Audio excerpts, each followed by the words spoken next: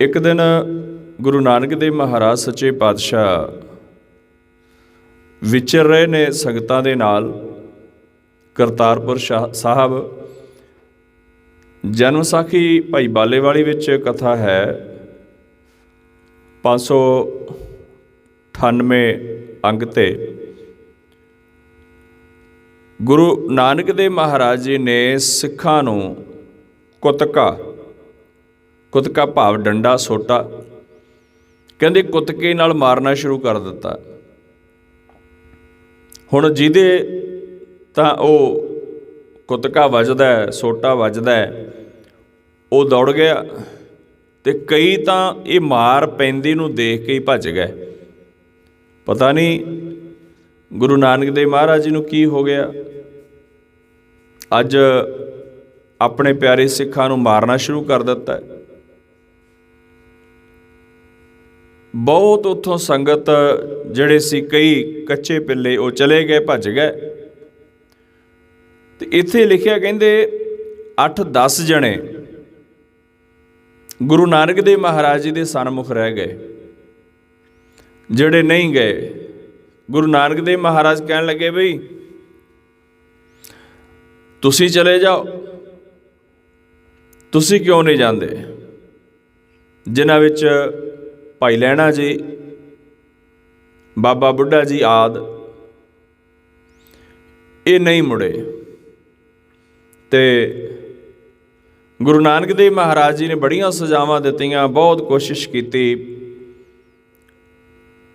पर कोई मुड़िया नहीं। ते गुरु नानक देव महाराज इत्थों ना चल पे बाहर जंगल वाले पासे नूं। ते ये 8-10 जने पिछे पिछे चल रहे हैं। गुरु नानक देव महाराज कहते हैं बई तुसी मेरे पिछे क्यों आ रहे हो, जाओ। तो इन्हों ने हथ जोड़े, सच्चे पातशाह तेरे तो बिना असीं कित्थे जाइए, कित्थे जाइए। देखो जिहड़ी माया हुंदी है ना, धन जिहड़ा हुंदा है बड़े बड़े वड्डियां नूं डुला दिंदा है और बड़े बड़े वड्डियां दी मत भी खराब कर दिंदा है। वो अरल बरल मूँहों निकले वाली गल हो जाती है। उन्होंने ये समझ नहीं आती सी मूँह दे विचों की बोल रहे हैं, मत ते पड़दा पै जांदा माया दा। तो वड्डे वड्डियां नूं हिला के रख दिंदी है। इत्थे एक ऐसा कौतक होया, गुरु नानक देव महाराज अगे अगे जा रहे ने ते इउं लगदा है जिहड़े पिछे आ रहे सिख भी गुरु नानक देव महाराज जी दे पिछे पिछे सोने दियां मोहरां कोई किते इस तरह पई है। एक कौतक सी भी कई इस मोहरां दे लालच विच पिछे रह जाणगे मोहरां चुकण वास्ते। तो एक दो जिहड़े है वो सचमुच उन्हां मोहरां दे जो है मोह जाल विच फस के ते तुर गए, कट्ठियां करन लग पए। जदों तुरे गए जिक्र आउंदा है भी आखिर विच 5-4 ही रह गए गुरु नानक देव महाराज जी दे नाल। इत्थे फिर गुरु पातशाह ने सांग वरताया, मार कुटाई वाला सिखां नूं। ते जदों इत्थों भी ये ना हटे, अगे चले, कहण लगे कहंदे भी ਉਹ ਸਾਹਮਣੇ ਝਾੜੀਆਂ ਦੇ ਪਿੱਛੇ ਦੇਖੋ ਕੀ ਹੈ। ਹੁਣ ਇੱਕ ਦੋ ਸਿੱਖ ਗਏ, ਦੇਖਿਆ, ਕਹਿੰਦੇ ਸੱਚੇ ਪਾਤਸ਼ਾਹ ਇੱਥੇ ਤਾਂ ਕਿਸੇ ਦੀ ਲਾਸ਼ ਪਈ ਹੈ, ਮੁਰਦਾ ਪਿਆ ਹੈ। ਸਾਰੇ ਹੈਰਾਨ ਹੋ ਗਏ ਵੀ ਇੱਥੇ ਮੁਰਦਾ ਪਿਆ। ਪਾਤਸ਼ਾਹ ਕਹਿੰਦੇ ਨੇ ਮੁਰਦਾ ਪਿਆ, ਕਹਿੰਦੇ ਹਾਂਜੀ। ਕਹਿੰਦੇ ਫਿਰ ਖਾ ਲਓ, ਇੱਥੇ ਹੁਣ ਸੰਸਕਾਰਾਂ ਦਾ ਸਮਾਂ ਤਾਂ ਹੈ ਨਹੀਂ, ਖਾ ਲਓ ਇਹਨੂੰ। ਹੁਣ ਇੱਕ ਨੂੰ ਕਿਹਾ, ਦੂਜੇ ਨੂੰ ਕਿਹਾ, ਸਾਰੇ ਹੈਰਾਨ ਹੋ ਗਏ ਵੀ ਮਾਰ ਖਾਣ ਵਾਲੀ ਗੱਲ ਠੀਕ ਸੀ, ਜਰ ਲਈ ਮਾਇਆ ਦੀ ਗੱਲ ਜਰ ਲਈ ਕੋਈ ਗੱਲ ਨਹੀਂ, ਪਰ ਇਹ ਤੇ ਕੋਈ ਗੱਲ ਬਣਦੀ ਨਹੀਂ। ਗੈਰ ਮਨੁੱਖੀ ਕੰਮ ਹੈ। ਮਨੁੱਖ ਮਨੁੱਖ ਨੂੰ ਖਾਵੇ, ਉਹ ਵੀ ਮੁਰਦੇ ਨੂੰ। ਇਹ ਗੈਰ ਮਨੁੱਖੀ ਜੋ ਹੈ ਇਹ ਕਿਰਤ ਹੈ, ਇਹ ਨਹੀਂ ਕੀਤਾ ਜਾ ਸਕਦਾ। ਇੱਕ ਨੂੰ ਕਿਹਾ, ਦੂਜੇ ਨੂੰ ਕਿਹਾ, ਤੀਜੇ ਨੂੰ ਕਿਹਾ। ਪਰਖਾਂ ਤਾਂ ਬੜੀਆਂ ਬਹੁਤ ਹੋਈਆਂ, ਪਰ ਵਿਸਾਖੀ ਦਾ ਵਿਸਥਾਰ ਕਥਾ ਦਾ ਬੜਾ ਲੰਮਾ ਹੋ ਜਾਣਾ, ਇਸ ਵਾਸਤੇ ਮੈਂ ਸੰਖੇਪ ਬੇਨਤੀ ਕਰਦਾ। ਆਪ ਜੀ ਨੇ ਸਾਰੇ ਇਤਿਹਾਸ ਨੂੰ ਜਾਣਦੇ ਹੋ ਵੀ ਕਿੱਕਰ ਤੋਂ ਜਦੋਂ ਸੰਗਤਾਂ ਆਈਆਂ ਤੇ ਉਹਨਾਂ ਵਾਸਤੇ ਭੋਜਨ ਵਾਸਤੇ ਮਠਿਆਈ ਭਾਈ ਸ੍ਰੀ ਚੰਦ ਜੀ ਨੂੰ ਵੀ ਕਿਹਾ, ਸਾਹਿਬਜ਼ਾਦੇ ਸ੍ਰੀ ਚੰਦ ਨੂੰ, ਬਾਬਾ ਲਖਮੀ ਦਾਸ ਜੀ ਨੂੰ ਕਿਹਾ, ਕੋਈ ਨਾ ਚੜਿਆ। ਭਾਈ ਲਹਿਣਾ ਜੀ ਉੱਤੇ ਚਲੇ ਗਏ। ਗਾਰ ਵਿੱਚ ਆਪਣੇ ਹੱਥ ਦਾ ਲੋਟਾ ਉਹ ਸਿੱਟ ਦਿੱਤਾ, ਲਿਆਓ ਕੱਢ ਕੇ। ਨਾ ਬਾਬਾ ਸ੍ਰੀ ਚੰਦ ਜੀ ਗਏ ਕਹਿਣ ਤੇ, ਨਾ ਬਾਬਾ ਲਖਮੀ ਦਾਸ ਜੀ ਗਏ। ਉਦੋਂ ਗੁਰੂ ਨਾਨਕ ਦੇਵ ਮਹਾਰਾਜ ਜੀ ਕਹਿਣ ਲੱਗੇ, ਪੁਰਖਾ, ਭਾਈ ਲਹਿਣਾ ਜੀ ਨੂੰ ਸੰਬੋਧਨ ਕੀਤਾ, ਪੁਰਖਾ ਤੂੰ ਜਾ। ਤੇ ਭਾਈ ਲਹਿਣਾ ਜੀ 7 ਬਚਨ ਕਹਿ ਕੇ ਗਾਰ ਵਿੱਚ ਚਿੱਕੜ ਵਿੱਚ ਵੜ ਗਏ, ਲੋਟਾ ਕੱਢ ਲਿਆਂਦਾ। ਤੋ ਬੜੇ ਐਸੇ ਪਰਖਾਂ ਦੀਆਂ ਘੜੀਆਂ ਹੋਈਆਂ ਜਿਹਦੇ 'ਚ ਭਾਈ ਲਹਿਣਾ ਜੀ ਹਮੇਸ਼ਾ ਗੁਰੂ ਨਾਨਕ ਦੇਵ ਮਹਾਰਾਜ ਜੀ ਦੀ ਪਰਖ ਦੇ ਵਿੱਚ ਜੋ ਹੈ ਪਾਸ ਹੁੰਦੇ ਰਹੇ। ਅੱਧੀ ਰਾਤ ਦਾ ਸਮਾਂ ਹੈ।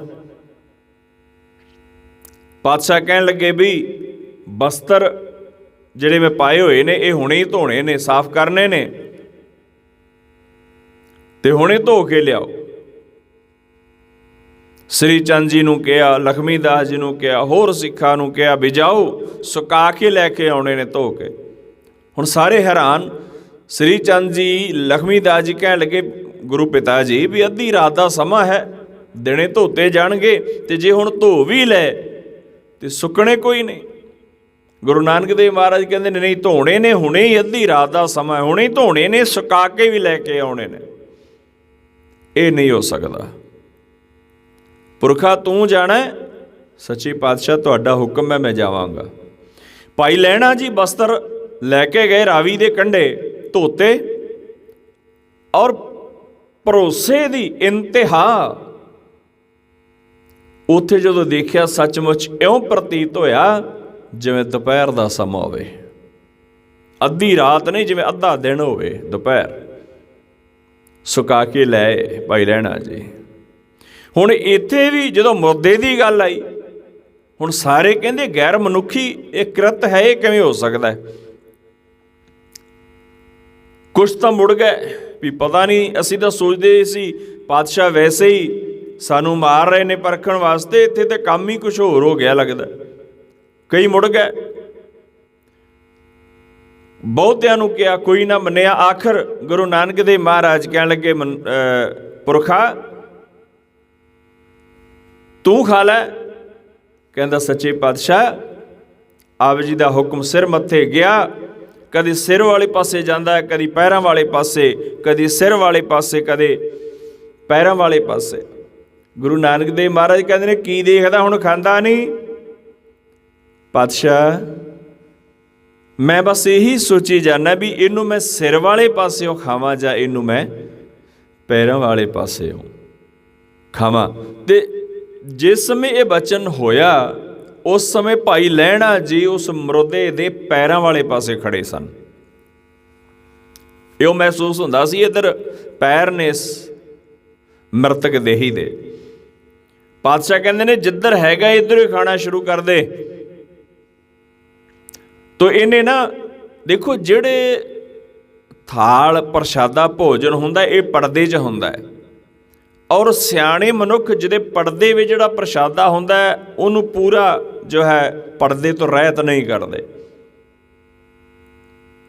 ਕਿਉਂ ਪਰਦੇ 'ਚ ਹੈ। ਇਸੇ ਵਾਸਤੇ ਜਿਹੜਾ ਭੋਗ ਵਾਸਤੇ ਥਾਲ ਗੁਰੂ ਸਾਹਿਬ ਦੇ ਚਰਨਾਂ 'ਚ ਆਉਂਦਾ ਉਹ ਪਰਦੇ ਦੇ ਵਿੱਚ ਹੁੰਦਾ ਹੈ, ਔਰ ਉਹਦੇ ਪਰਦੇ ਨੂੰ ਪੂਰੇ ਤਰੀਕੇ ਨਾਲ ਜੋ ਹੈ ਬੇਪਰਦ ਨਹੀਂ ਉਸ ਥਾਲ ਨੂੰ ਕਰਨਾ ਚਾਹੀਦਾ। ਤੋ ਇੱਥੇ ਭਾਈ ਲਹਿਣਾ ਜੀ ਨੇ, ਕਿਉਂ ਭਾਈ ਲਹਿਣਾ ਜੀ ਸਮਝਦੇ ਸਨ ਗੁਰੂ ਨਾਨਕ ਦੇਵ ਮਹਾਰਾਜ ਉਹ ਆਪ ਕਰਨ ਕਾਰਨ ਸਮਰੱਥ ਨੇ, ਉਹਨਾਂ ਦੀ ਰਜ਼ਾ ਹੈ। ਤੇ ਉਹਨਾਂ ਨੇ ਇਹ ਮੈਨੂੰ ਮ੍ਰਿਤਕ ਦੇਹੀ ਖਾਣ ਨੂੰ ਦਿੱਤੀ ਏ ਤੇ ਇਹਨੂੰ ਮੈਂ ਪੂਰੇ ਨੂੰ ਬੇਪਰਦਾ ਨਹੀਂ ਕਰਨਾ। ਬੜੇ ਆਰਾਮ ਨਾਲ ਇੱਕ ਸਾਈਡ ਤੋਂ ਜਦੋਂ ਪਰਦਾ ਚੁੱਕਿਆ, ਹੈਰਾਨ ਹੋ ਗਿਆ। ਕਹਿਣ ਲੱਗਾ, ਸੱਚਿਆ ਪਾਤਸ਼ਾਹ, ਤੇਰੀਆਂ ਰਹਿਮਤਾਂ, ਤੇਰੀਆਂ ਬਰਕਤਾਂ, ਤੇਰੀ ਕਿਰਪਾ, ਤੇਰੀ ਵਡਿਆਈ ਨੂੰ ਤੂੰ ਹੀ ਜਾਣਦਾ ਹੈ। ਦੇਖਿਆ ਅੰਦਰ ਕੜਾਹ ਪ੍ਰਸ਼ਾਦ ਪਏ ਹੋਏ ਨੇ। ਬੜਾ ਮਨ ਵਿੱਚ ਸ਼ਰਧਾ, ਭਰੋਸੇ ਭਰੇ ਹੋਏ ਵੈਰਾਗ ਢਹਿ ਕੇ ਚਰਨਾਂ ਤੇ ਪੈ ਗਿਆ। ਸੱਚੇ ਪਾਤਸ਼ਾਹ, ਤੇਰੀਆਂ ਤੂੰ ਹੀ ਜਾਣੇ। ਗੱਲ ਵਕੜੀ 'ਚ ਲੈ ਲਿਆ ਗੁਰੂ ਨਾਨਕ ਦੇਵ ਮਹਾਰਾਜ ਜੀ ਨੇ। ਵਾਹ ਪੁਰਖਾ, ਪਰਖਾਂ ਵਿੱਚ ਪਾਸ ਹੋਇਆ ਹੀ। ਤੇ ਫਿਰ ਗੁਰੂ ਨਾਨਕ ਦੇਵ ਮਹਾਰਾਜ ਕਹਿੰਦੇ ਨੇ, ਇਹਨੂੰ ਭੋਗ ਤਾਂ ਲਾ, ਜਦੋਂ ਹੁਣ ਤੂੰ ਦੇਖ ਹੀ ਲਿਆ, ਭੋਗ ਤਾਂ ਲਾ ਲੈ। ਗੁਰੂ ਨਾਨਕ ਦੇਵ ਮਹਾਰਾਜ ਜੀ ਦੇ ਹੁਕਮ ਦੇ ਨਾਲ ਭਾਈ ਲਹਿਣਾ ਜੀ ਨੇ ਉਹਦੇ ਵਿੱਚੋਂ ਸੰਖੇਪ ਜਿਹਾ ਛਕਿਆ ਤੇ ਕਹਿਣ ਲੱਗੇ, ਹੁਣ ਪੜਦਾ ਚੱਕ ਦੇ। ਜਦੋਂ ਪੜਦਾ ਚੱਕਿਆ ਤੇ ਥੱਲੇ ਕੜਾਹ ਪ੍ਰਸ਼ਾਦ। ਜਿਹੜੇ ਇੱਧਰ ਉੱਧਰ ਲੋਕੇ ਦੇਖ ਰਹੇ ਸੀ ਨਾ ਵੀ ਲਹਿਣਾ ਜੀ ਕਿਵੇਂ ਇਹ ਮ੍ਰਿਤਕ ਦੇਹੀ ਨੂੰ ਖਾਣਗੇ, ਹੁਣ ਸਾਰੇ ਆਪਣੇ ਆਪ ਨੂੰ ਕੋਸ ਰਹੇ ਨੇ ਵੀ ਅਸੀਂ ਤਾਂ ਐਵੇਂ ਹੀ ਭੁਲੇਖੇ ਜੀ ਫਸ ਗਏ, ਤੇ ਜੇ ਸਾਨੂੰ ਪਤਾ ਹੁੰਦਾ ਵੀ ਇੱਥੇ ਕੜਾਹ ਪ੍ਰਸ਼ਾਦ ਹੈ, ਛਕਣ ਵਾਲਾ ਪਦਾਰਥ ਹੈ, ਫਿਰ ਆਪਾਂ ਪਿੱਛੇ ਕਿਉਂ ਰਹਿੰਦੇ। ਪਰ ਗੁਰੂ ਨਾਨਕ ਦੇਵ ਮਹਾਰਾਜ ਜੀ ਨੇ ਤਾਂ ਪਰਖ ਕਰਨੀ ਸੀ ਨਾ। ਉੱਥੇ ਵੀ ਭਾਈ ਲਹਿਣਾ ਜੀ ਪਾਸ ਹੋਏ, ਗੱਲ ਵਕੜੀ ਵਿੱਚ ਲੈ ਲਿਆ। ਆਓ ਚਲੀਏ ਕਰਤਾਰਪੁਰ ਨੂੰ। ਚੱਲ ਪਏ। ਚੱਲਦੇ ਚੱਲਦੇ ਜਨਮ ਸਾਖੀ ਦੇ ਵਿੱਚ ਭਾਈ ਬਾਲੇਵਾਲੀ ਵਿੱਚ ਲਿਖਿਆ ਵੀ ਗੁਰੂ ਨਾਨਕ ਦੇਵ ਮਹਾਰਾਜ ਸੱਚੇ ਪਾਤਸ਼ਾਹ ਭਾਈ ਲਹਿਣੇ ਨੂੰ ਹੋਰ ਸਿੱਖਾਂ ਸਮੇਤ ਲੈ ਕੇ ਪਹੁੰਚੇ ਸੰਮਤ 1596 ਵਿੱਚ, ਭਾਵ 1596। ਗੁਰੂ ਸਾਂਗ ਬਖਸ਼ ਕੇ ਗੁਰੂ ਅੰਗਦ ਨੂੰ ਪਾਤਸ਼ਾਹੀ ਦਿੱਤੀ। ਹੁਣ ਪਾਤਸ਼ਾਹੀ ਦੇਣ ਦਾ ਤਰੀਕਾ ਉਹੀ ਹੈ। ਬੜਾ ਸੋਹਣਾ ਇੱਕ ਥੜਾ ਬਣਵਾਇਆ, ਉਹਦੇ ਉੱਤੇ ਭਾਈ ਲਹਿਣਾ ਜੀ ਨੂੰ ਬਿਠਾਇਆ ਤੇ ਭਾਈ ਲਹਿਣਾ ਜੀ ਹੈਰਾਨ ਹੋ ਰਹੇ, ਸੱਚੇ ਪਾਤਸ਼ਾਹ ਕਿਰਪਾ ਕਰੋ, ਮੈਂ ਇਸ ਥੜੇ ਤੇ ਬਹਿਣ ਦੇ ਕਾਬਲ ਨਹੀਂ ਹਾਂ। ਤੇ ਗੁਰੂ ਨਾਨਕ ਦੇਵ ਮਹਾਰਾਜ ਕਹਿਣ ਲੱਗੇ, ਪੁਰਖਾ, ਅੱਜ ਤੱਕ ਸਾਡੇ ਕਿਸੇ ਹੁਕਮ ਦੀ ਅਦੋਲੀ ਤੂੰ ਨਹੀਂ ਕੀਤੀ, ਸਾਡਾ ਹੁਕਮ ਅੱਜ ਤੱਕ ਤੂੰ ਨਹੀਂ ਮੋੜਿਆ, ਔਰ ਅੱਜ ਮੈਂ ਤੈਨੂੰ ਕਹਿੰਦਾ ਹਾਂ, ਜੋ ਮੈਂ ਕਹਿੰਦਾ ਉਹ ਕਰੀ ਜਾਈ, ਮੇਰੇ ਹੁਕਮ ਨੂੰ ਅੱਜ ਮੋੜੀ ਨਾ। ਭਾਈ ਲਹਿਣਾ ਜੀ ਗੁਰੂ ਨਾਨਕ ਦੇਵ ਮਹਾਰਾਜ ਜੀ ਦੇ ਹੁਕਮ ਅਨੁਸਾਰ ਉਹ ਥੜੇ ਉੱਤੇ ਬੈਠੇ ਨੇ। ਬੜਾ ਸੁੰਦਰ ਆਸਣ ਵਸਾਇਆ ਹੋਇਆ, ਸਾਫ ਸੁਥਰੇ ਵਸਤਰ ਵਿਛਾਏ ਹੋਏ ਨੇ। ਹੁਣ ਭਾਈ ਲਹਿਣੇ ਦੇ ਮਨ ਵਿੱਚ ਆ ਰਿਹਾ ਵੀ ਸੱਚੇ ਪਾਤਸ਼ਾਹ ਮੈਨੂੰ ਆਪਣੇ ਤੋਂ ਉੱਚੇ ਸਥਾਨ ਤੇ ਕਿਉਂ ਬਿਠਾ ਰਹੇ ਨੇ। ਮਨ ਦੇ ਵਿੱਚ ਦੇਖੋ, ਇਹ ਦੁਨਿਆਵੀ ਗੱਲ ਹੈ। ਜਿੰਨੀ ਸੇਵਾ, ਜਿੰਨੀ ਬੰਦਗੀ, ਜਿੰਨੇ ਗੁਰੂ ਦੇ ਹੁਕਮ ਨੂੰ ਕਮਾਇਆ ਭਾਈ ਲਹਿਣਾ ਜੀ ਨੇ, ਹੋ ਸਕਦਾ ਉਹਨਾਂ ਨੂੰ ਪਤਾ ਹੋਵੇ ਅੰਦਰ ਦੀ ਗੱਲ ਦਾ, ਪਰ ਦੁਨਿਆਵੀ ਗੱਲ ਇਹ ਹੈ ਬਈ ਉਹਨਾਂ ਦੇ ਮਨ ਵਿੱਚ ਸ਼ਾਇਦ ਇਹ ਆਇਆ ਹੋਵੇ, ਕਿਉਂਕਿ ਇਹ ਕਲਪਨਾ ਹੈ। ਔਰ ਜਿਹੜੇ ਨਾਮ ਬਾਣੀ ਦਾ ਅਭਿਆਸ ਕਰ ਲੈਂਦੇ ਨੇ ਨਾ ਸਾਧ ਸੰਗਤ, ਕੰਠ ਵਿੱਚ ਨਾਮ ਵਸ ਜਾਂਦਾ ਹੈ, ਉਹਨਾਂ ਨੂੰ ਭਵਿੱਖ ਦਾ ਪਤਾ ਲੱਗ ਜਾਂਦਾ ਹੈ। ਕਈ ਵਾਰ ਉਹ ਸਾਹਮਣੇ ਵਾਲੇ ਦਾ ਮਸਤਕ ਦੇਖ ਕੇ ਦੱਸ ਦਿੰਦੇ ਨੇ। ਬੇਸ਼ੱਕ ਉਹਦੇ ਮਸਤਕ ਦੇ ਲੇਖਾਂ ਨੂੰ ਪ੍ਰਗਟ ਕਰਨ ਤੇ ਭਾਵੇਂ ਨਾ ਕਰਨ, ਪਰ ਉਹਦੇ ਕਿਰਤ ਨੂੰ ਉਹ ਸਮਝ ਜਾਂਦੇ ਨੇ। ਤੇ ਭਾਈ ਲਹਿਣਾ ਜੀ ਨੂੰ ਬਿਠਾਇਆ ਗਿਆ। ਬਹੁਤ ਸੰਗਤਾਂ, ਹੁਣ ਜਿਹੜਿਆਂ ਨੇ ਸੇਵਾ ਜਿਨ੍ਹਾਂ ਦੀ ਹੋਈ ਕੁੱਤਕੇ ਨਾਲ, ਡੰਡੇ ਨਾਲ, ਸੋਟੇ ਨਾਲ, ਉਹਨਾਂ ਨੇ ਦੱਸਿਆ ਵੀ ਗੁਰੂ ਨਾਨਕ ਦੇਵ ਮਹਾਰਾਜ ਜੀ ਤਾਂ ਇਸ ਤਰ੍ਹਾਂ ਮਾਰ ਰਹੇ ਨੇ, ਸਿੱਖਾਂ ਨੂੰ ਕੁੱਟ ਰਹੇ ਨੇ। ਉੱਥੇ ਕਰਤਾਰਪੁਰ ਸਾਹਿਬ ਬਹੁਤ ਲੋਕ ਇਕੱਠੇ ਹੋ ਗਏ, ਪਤਾ ਨਹੀਂ ਕੀ ਗੱਲ ਹੋ ਗਈ, ਕਿਹੜਾ ਕੌਤਕ ਵਰਤਾ ਰਹੇ ਨੇ। ਜਦੋਂ ਗੁਰੂ ਨਾਨਕ ਦੇਵ ਮਹਾਰਾਜ ਆਏ ਤੇ ਬੜਾ ਉੱਥੇ ਇਕੱਠ ਹੈ। ਤੇ ਜਦੋਂ ਗੁਰੂ ਨਾਨਕ ਦੇਵ ਮਹਾਰਾਜ ਜੀ ਨੇ ਭਾਈ ਲਹਿਣੇ ਨੂੰ ਉਸ ਥੜੇ ਉੱਤੇ ਬਿਠਾਇਆ, ਲੋਕ ਹੋਰ ਹੈਰਾਨ ਹੋ ਗਏ। ਤੇ ਇੱਥੇ ਸੁੰਦਰ ਤੇ ਸਾਫ਼ ਵਸਤਰ ਪਹਿਨਾਏ, ਨਾਰੀਅਲ ਅਤੇ ਕੁਝ ਭੇਟਾਂ ਰੱਖੀ। ਭਾਈ ਲਹਿਣਾ ਜੀ ਦੇ ਅੱਗੇ ਪਰਿਕਰਮਾ ਕੀਤੀਆਂ ਨੇ ਗੁਰੂ ਨਾਨਕ ਦੇਵ ਮਹਾਰਾਜ ਜੀ ਨੇ, ਤੇ ਪਰਿਕਰਮਾ ਕਰਕੇ ਜਗਤ ਗੁਰੂ ਕੁਲ ਕਾਇਨਾਤ ਦੇ ਰਹਿਬਰ ਗੁਰੂ ਨਾਨਕ ਨੇ ਭਾਈ ਲਹਿਣਾ ਜੀ ਦੇ ਅੱਗੇ ਆਪਣਾ ਸੀਸ ਝੁਕਾ ਦਿੱਤਾ। ਜ਼ਿਕਰ ਆਉਂਦਾ ਹੈ ਜਦੋਂ ਗੁਰੂ ਨਾਨਕ ਦੇਵ ਮਹਾਰਾਜ ਜੀ ਨੇ ਸੀਸ ਝੁਕਾਇਆ, ਵੈਰਾਗ ਦੇ ਵਿੱਚ ਭਾਈ ਲਹਿਣਾ ਜੀ ਦੇ ਨੇਤਰਾਂ ਵਿੱਚੋਂ ਜਲ ਵਹਿ ਰਿਹਾ ਹੈ, ਦਿਲਾਂ ਦੀਆਂ ਆਪਸ ਵਿੱਚ ਬੁੱਝ ਰਹੇ ਨੇ ਇੱਕ ਦੂਜੇ ਦੇ। ਔਰ ਨਾਲ ਹੀ ਹੁਕਮ ਕੀਤਾ, ਜਨਮ ਸਾਖੀ ਭਾਈ ਬਾਲੇਵਾਲੀ ਵਿੱਚ ਆਉਂਦਾ 605 ਅੰਗ ਦੇ ਉੱਤੇ ਵੀ ਪੁਰਖਾ ਅੱਜ ਤੋਂ ਮੈਂ ਤੂੰ ਹਾਂ ਤੇ ਤੂੰ ਮੈਂ ਹਾਂ, ਤੇਰੇ ਵਿੱਚ ਤੇ ਮੇਰੇ ਵਿੱਚ ਕੋਈ ਫਰਕ ਨਹੀਂ, ਪਰ ਤੂੰ ਹੁਣੇ ਚਲਿਆ ਜਾ ਇੱਥੋਂ। ਇੱਥੇ ਤੇਰੇ ਅੱਗੇ ਬੜੀਆਂ ਮੁਸ਼ਕਲਾਂ ਖੜੀਆਂ ਕਰਨਗੇ। ਸੱਚੇ ਪਾਤਸ਼ਾਹ ਤੇਰੇ ਚਰਨਾਂ ਤੋਂ ਬਿਨਾਂ ਮੇਰਾ ਟਿਕਾਣਾ ਹੀ ਕੋਈ ਨਹੀਂ, ਮੈਂ ਕਿੱਥੇ ਜਾਵਾਂ? ਮੇਰਾ ਘਰ ਤੇਰੇ ਚਰਨ ਨੇ, ਮੇਰਾ ਸਰੀਰ ਤੁਹਾਡੇ ਚਰਨ ਨੇ, ਮੇਰੇ ਸਰੀਰ ਵਿੱਚ ਜਿਹੜੇ ਪ੍ਰਾਣ ਨੇ ਉਹ ਤੁਹਾਡੇ ਚਰਨ ਨੇ, ਮੇਰਾ ਜੀਵਨ ਤੁਹਾਡੇ ਚਰਨ ਨੇ। ਤੇ ਜੇ ਜੀਵਨ ਚਲਿਆ ਗਿਆ, ਸਵਾਸ ਚਲੇ ਗਏ, ਤੇ ਸਰੀਰ ਦਾ ਰਹਿਣਾ ਜੋ ਹੈ ਇਹ ਬਹੁਤ ਮੁਸ਼ਕਲ ਹੈ। ਤੇਰੇ ਚਰਨਾਂ ਤੋਂ ਬਾਹਰ ਜਾ ਕੇ ਮੈਂ ਨਹੀਂ ਰਹਿ ਸਕਦਾ। ਤੇ ਗੁਰੂ ਨਾਨਕ ਦੇਵ ਮਹਾਰਾਜ ਕਹਿੰਦੇ, ਲੈਣਿਆ ਅੱਜ ਤੈਨੂੰ ਮੈਂ ਗਲ ਨਾਲ ਲਾਇਆ ਏ, ਅੰਗ ਨਾਲ ਲਾਇਆ ਏ, ਅੱਜ ਤੋਂ ਤੂੰ ਲੈਣਾ ਨਹੀਂ, ਤੂੰ ਅੰਗਦ ਹੋਇਓ। ਤੇ ਅੰਗਦ ਜੀ ਤੇਰੇ ਵਿੱਚ ਤੇ ਮੇਰੇ ਵਿੱਚ ਫਰਕ ਕੋਈ ਨਹੀਂ, ਤੇਰੇ ਕੋਲੋਂ ਤਾਂ ਮੈਂ ਇੱਕ ਛਿਨ ਵੀ ਦੂਰ ਨਹੀਂ, ਤੂੰ ਕਿਉਂ ਵੈਰਾਗ ਕਰਦਾ ਏ? ਸੱਚੇ ਪਾਤਸ਼ਾਹ ਕਿੱਥੇ ਜਾਵਾਂ? ਪਾਤਸ਼ਾਹ ਕਹਿਣ ਲੱਗੇ, ਖਡੂਰ ਦੇ ਵਿੱਚ ਨਿਹਾਲਾ ਜੱਟ ਹੈ, ਤੂੰ ਉਹਦੇ ਕੋਲ ਚਲਿਆ ਜਾ। ਇਹ ਜਨਮ ਸਾਖੀ ਵਿੱਚ ਨਿਹਾਲਾ ਜੱਟ ਕਹਿੰਦੇ ਉੱਥੇ ਚਲਿਆ ਜਾ, ਗੁਪਤ ਰਵੀ, ਸਮਾਂ ਆਏਗਾ ਆਪੇ ਪ੍ਰਗਟ ਹੋ ਜਾਏਗਾ। ਜਦੋਂ ਸਮਾਂ ਆਏਗਾ ਤੈਨੂੰ ਆਪੇ ਪ੍ਰਗਟ ਕਰ ਦਿਆਂਗੇ। ਕਹਿੰਦੇ ਨਿਹਾਲੇ ਜੱਟ ਦੇ ਕੋਲ ਇਹ ਜਦੋਂ ਪਹੁੰਚੇ ਨੇ ਗੁਰੂ ਅੰਗਦ ਦੇਵ ਮਹਾਰਾਜ ਸੱਚੇ ਪਾਤਸ਼ਾਹ, ਜਦੋਂ ਨਿਹਾਲਾ, ਕਿਉਂ ਗੁਰੂ ਨਾਨਕ ਦੇਵ ਮਹਾਰਾਜ ਜੀ ਦਾ ਬੜਾ ਇਹ ਨੇੜੇ ਮਨ ਕਰਕੇ ਸੀ, ਭਾਵਨਾ ਕਰਕੇ ਬਹੁਤ ਨੇੜੇ। ਗੁਰੂ ਨਾਨਕ ਦੇਵ ਮਹਾਰਾਜ ਜੀ ਦੀ ਬੜੀ ਕਿਰਪਾ ਸੀ ਇਹਦੇ ਉੱਤੇ, ਬੜਾ ਬੰਦਗੀ ਵਾਲਾ, ਸਿਮਰਨ ਵਾਲਾ, ਦੂਰ ਦ੍ਰਿਸ਼ਟ। ਜਦੋਂ ਇਹਨੇ ਗੁਰੂ ਅੰਗਦ ਦੇਵ ਮਹਾਰਾਜ ਜੀ ਦੇ ਦਰਸ਼ਨ ਕੀਤੇ ਨਾ ਆਉਂਦਿਆਂ ਦੇ, ਇਹਨੇ ਗੁਰੂ ਪਾਤਸ਼ਾਹ ਜੀ ਦੇ ਚਿਹਰੇ ਤੇ ਅੱਜ ਨੂਰਾਨੀ ਤੇਜ ਦੇਖਿਆ, ਜਿਹੜਾ ਪਹਿਲਾਂ ਨਹੀਂ ਸੀ। ਹੈਰਾਨ ਹੋ ਗਿਆ, ਇਉਂ ਲੱਗਿਆ ਗੁਰੂ ਨਾਨਕ ਦੇਵ ਮਹਾਰਾਜ ਜੀ ਨੇ ਆਪਣਾ ਸਾਰਾ ਦਾ ਸਾਰਾ ਹੀ ਪ੍ਰਤਾਪ ਗੁਰੂ ਅੰਗਦ ਦੇਵ ਮਹਾਰਾਜ ਜੀ ਨੂੰ ਦੇ ਦਿੱਤਾ ਹੋਵੇ। ਭਾਈ ਨਿਹਾਲਾ ਜੀ ਕੋਈ ਕੰਮ ਕਰ ਰਹੇ ਨੇ, ਜਦੋਂ ਦੇਖਿਆ ਛੱਡ ਕੇ ਇਹਨੇ ਮੱਥਾ ਟੇਕਿਆ, ਕਿਉਂਕਿ ਨਿਹਾਲਾ ਜਦੋਂ ਵੀ ਗੁਰੂ ਪਾਤਸ਼ਾਹ ਕੋਲ ਗਿਆ, ਭਾਈ ਲਹਿਣਾ ਜੀ ਸੇਵਾਦਾਰ ਦੇ ਰੂਪ ਵਿੱਚ ਸਨ ਤੇ ਜਾਣਦਾ ਸੀ, ਪਰ ਅੱਜ ਪਹਿਲਾਂ ਕਦੇ ਮੱਥਾ ਨਹੀਂ ਟੇਕਿਆ, ਪਰ ਅੱਜ ਉਹਨਾਂ ਦੇ ਚਿਹਰੇ ਦੇ ਜਲਾਲ ਨੂੰ ਦੇਖ ਕੇ ਗੁਰੂ ਅੰਗਦ ਦੇਵ ਮਹਾਰਾਜ ਜੀ ਦੇ ਮੁਬਾਰਕ ਚਰਨਾਂ ਵਿੱਚ ਮੱਥਾ ਟੇਕ ਦਿੱਤਾ।